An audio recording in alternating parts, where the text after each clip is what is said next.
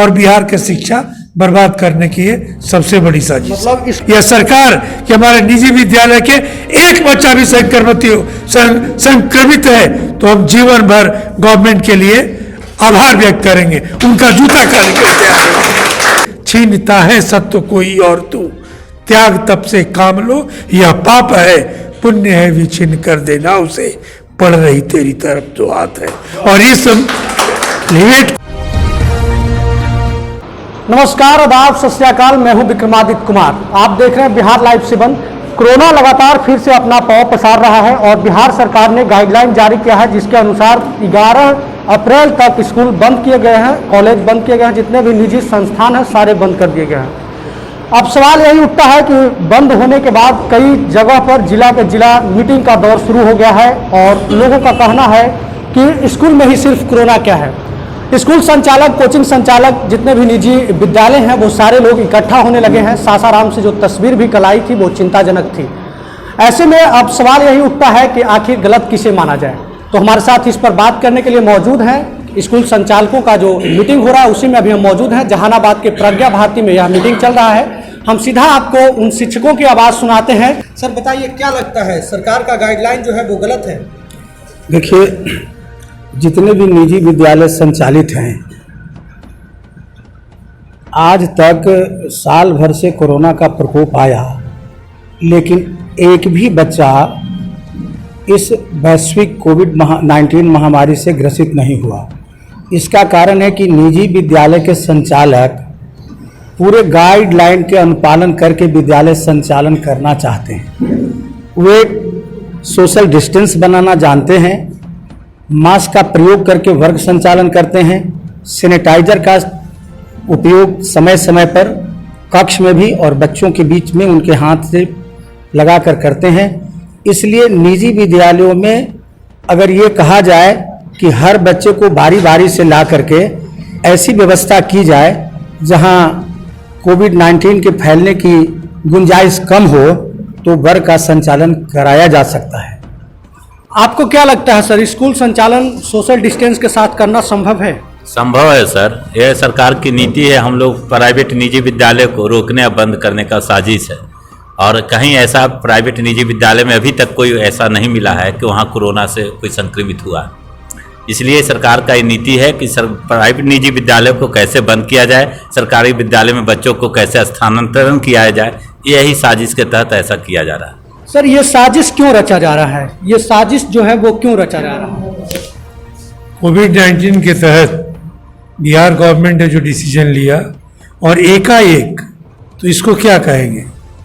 अगर हमारी मीटिंग होती है, सिक्योरिटी कोऑर्डिनेशन कमेटी है बिहार में, वहाँ बैठ करके हम लोग बात करते हैं, डीएम रहते हैं, डीजीपी रहते हैं, 4 एसपी रहते हैं, हम लोग रहते हैं, लेकिन ये एकाएक डिसीजन जबकि 1 साल से लगातार चल रहा है। इनकी सिर्फ मंशा है छात्रों की पढ़ाई। गवर्नमेंट स्कूल में कोई भी कोविड के तहत ये पढ़ाई सुचारू रूप से नहीं चल रहा था। ये देख रहे हैं कि प्राइवेट स्कूल को भी हम बाधित कर लें। प्राइवेट स्कूल में बच्चे जितना सेफ हैं वहाँ घर में भी सेफ नहीं है। जितना सैनिटाइजिंग करके, डिस्टेंस बना करके और जो पढ़ाई की स्थिति बनाई गई थी, आज मॉल में देख लीजिए, मार्केट में देख लीजिए, सिनेमा हॉल में देख लीजिए, मंदिर में देख लीजिए, मस्जिद में देख लीजिए, क्या है वहाँ कोरोना नहीं है। लेकिन ये बच्चों को टारगेट क्यों बनाया गया, प्राइवेट स्कूलों का टारगेट क्यों बनाया गया? और ये सिर्फ एक साजिश है कि प्राइवेट स्कूलों को बर्बाद किया जाए। प्राइवेट स्कूलों को गवर्नमेंट स्कूल के कंपैरेटिवली जिस दिन कोरोना था सबसे पहले गवर्नमेंट ने ऑफलाइन एग्जाम लिया। क्या उचित था? क्या उस समय कोरोना नहीं था? क्या सरकार का निर्देश नहीं था? वो निर्देश का पालन क्यों नहीं हुआ? क्या आपको लगता है कि उद्योगपतियों को फायदा पहुंचाने के लिए जो ऑनलाइन पत्ती आया था उसे सफल बनाने के लिए ये सारी जो कार्य किया जा रहा है, निर्णय लिया जा रहा है, वो सारे उससे दुष्प्रभावित है? देखिए, सरकार जो कर रही है, चाहे वो केंद्र सरकार हो या राज्य सरकार हो, ये कहीं न कहीं इनका अपना एक साजिश है। जैसे आपने कहा पूंजीपति के बारे में, तो निश्चित रूप में आज अडानी आ गए। कहाँ से आ गए? अंबानी की बात चल रही है, क्या उन लोगों के लिए कोरोना नहीं है? क्या फैक्ट्री बंद हो गया? फिर ये स्कूल को टारगेट क्यों किया गया? मैं बिहार की बात कर रहा हूं, पूरे देश की बात तो नहीं कर रहा, लेकिन बिहार में जो डिसीजन लिया गया है ये अनुचित डिसीजन है और एसोसिएशन ने इस डिसीजन के प्रतिरोध करने के लिए ये तय किया है कि 11 तारीख तक अगर इन्होंने निर्णय नहीं लिया तो हम 12 तारीख से रेगुलर रूप में स्कूल चलाएंगे और बिहार के सभी निजी विद्यालय चलेंगे। अगर सरकार हमें बाधित करती है तो जिस तरह स्वतंत्रता की लड़ाई में लोगों ने अधिकार के लिए लड़ा, हम भी बच्चों के लिए, हम भी प्राइवेट स्कूलों के शिक्षकों के लिए, प्राइवेट स्कूलों के अधिकार के लिए लड़ाई लड़ेंगे। आज आरटी की पैसे आई, आरटी के पैसा लौट करके चला गया, सरकार ने अरबों रुपया क्यों नहीं दिया? ये बताएं कि सरकार ने अरबों रुपया क्यों नहीं दिया, पैसा क्यों लौट गया?